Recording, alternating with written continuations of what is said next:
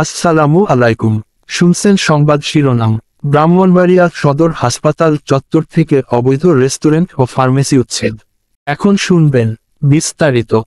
ব্রাহ্মণবাড়িয়া 250 শয্যা বিশিষ্ট জেনারেল হাসপাতালের ভেতরে দীর্ঘদিন ধরে অবৈধভাবে চালু থাকা হুসনিয়ারা ফার্মেসি ও কাঁচালঙ্কা রেস্টুরেন্ট অবশেষে উচ্ছেদ করা হয়েছে।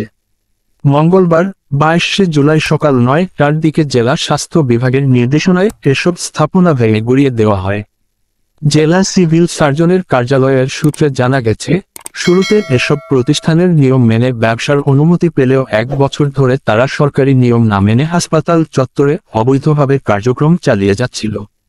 বিষয়টি একাধিকবার নোটিশ আকারে জানানো হলেও প্রতিষ্ঠানের দুটির মালিকপক্ষ কোনো প্রকার তোয়াক্কা না করে দীর্ঘদিন যাবৎ দখল অব্যাহত রাখেন। এ বিষয়ে জানতে চাইলে ব্রাহ্মণবাড়িয়ার সিভিল সার্জন ডাক্তার মোহাম্মদ নোমান মিয়া বলেন, হাসপাতাল এলাকাটি একটি সংবেদনশীল স্বাস্থ্যসেবা এলাকা।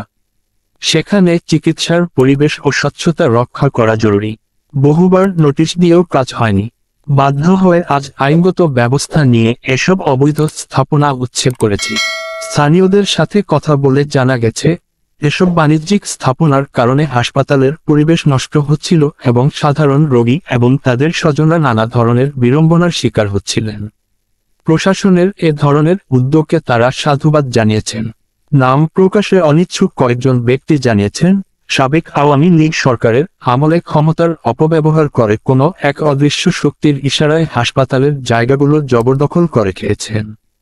উল্লেখ্য, সরকারি হাসপাতাল বা স্বাস্থ্য প্রতিষ্ঠানের চত্বর দখল করে ব্যক্তিগত ব্যবসা প্রতিষ্ঠানের গড়ে তোলা আইনত দণ্ডনীয় অপরাধ।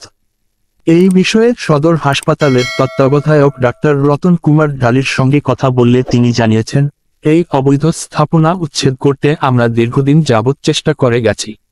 মাননীয় ডিসি মহোদয়, পুলিশ সুপার মহোদয় সহ প্রশাসনিক ঊর্ধ্বতন কর্মকর্তাদের প্রচেষ্টায় উচ্ছেদ করতে সক্ষম হয়েছি। আমরা এখানে নতুন একটি ভবন তৈরি করব। 250 শয্যা বিশিষ্ট থেকে 500 শয্যা বিশিষ্ট আসনে উন্নত হবে। সাধারণ মানুষের উন্নত স্বাস্থ্যসেবা পাবে বলে আশাবাদ ব্যক্ত করেন তিনি।